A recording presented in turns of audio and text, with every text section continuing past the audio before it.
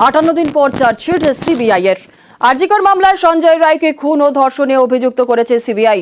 ভারতীয় ন্যায় সংহিতার একাধিক ধারা সঞ্জয়ের বিরুদ্ধে রয়েছে।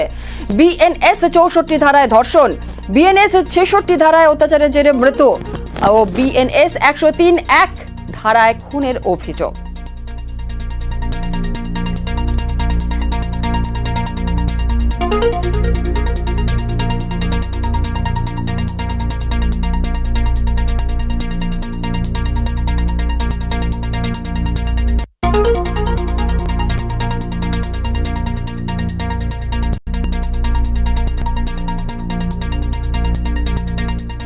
বিচলিত হওয়ার মতোই ঘটনা উঠে এলো সিবিআইয়ের চার্জশিটে। মুখ বন্ধ খামে সুপ্রিম কোর্টে যে তথ্য জানিয়েছিল সিবিআই, তাতে বিচলিত হয়েছিল প্রধান বিচারপতির বেঞ্চ। আর সিবিআই চার্জশিটে বলা হয়েছে মত্ত অবস্থায় একাই নির্যাতন চালায় সঞ্জয় রায়, শ্বাসরোধ করে খুন করে আর খুনের পরে নির্যাতন।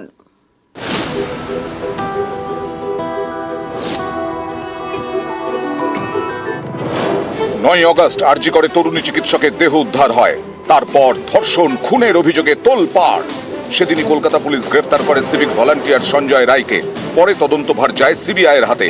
প্রথম থেকেই এই ঘটনায় প্রশ্ন ওঠে, একা সঞ্জয় অপরাধী নাকি সঙ্গে আরো কেউ ছিল? সিবিআই তাদের প্রথম চার্জশিটে উল্লেখ করেছে সঞ্জয় রায়ই অপরাধী। চার্জশিটে সিবিআই এর দাবি, মত্ত অবস্থায় ধর্ষণ করার চেষ্টা করে সিভিক ভলান্টিয়ার সঞ্জয় রায়। বাধা দিলে শ্বাসরোধ করে খুন করে তরুণী চিকিৎসককে। এরপর মৃতদেহের ওপর শারীরিক নির্যাতন। চার্জশিটে সঞ্জয় রায়কে মানসিক বিকারগ্রস্ত বলে উল্লেখ করেছে সিবিআই।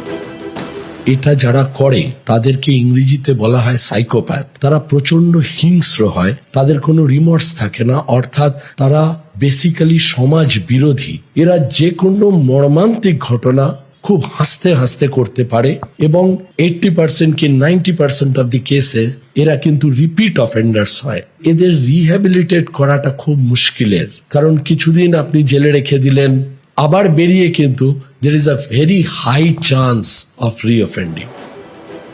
এসব শুনে অনেকেই আটকে উঠছেন। মৃতদেহের ওপর শারীরিক নির্যাতন, কতটা বিকৃত মানসিকতার হলে এমন অপরাধ করা যায়?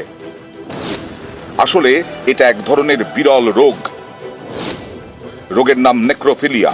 নেক্রস ও ফিলিয়াস এই দুই গ্রিক শব্দ থেকে রোগের নাম নেক্রোফিলিয়া। নেক্রস কথার অর্থ মৃতদেহ, ফিলিয়াস শব্দের অর্থ আকর্ষণ, অর্থাৎ মৃতদেহের প্রতি যৌন আকর্ষণ।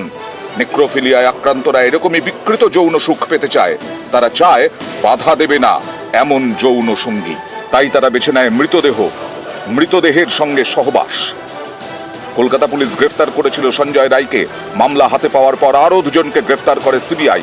আরজিকরের প্রাক্তন অধ্যক্ষ সন্দীপ ঘোষ এবং টালা থানার তৎকালীন ওসি অভিজিৎ মণ্ডল। ধর্ষণ খুনের মামলায় সিবিআই এই দুজনকে গ্রেফতার করলেও মূল অপরাধে তারা কেউই অভিযুক্ত নন। আদালতেও সিবিআই জানিয়েছিল ধর্ষণ করেছে একজনই।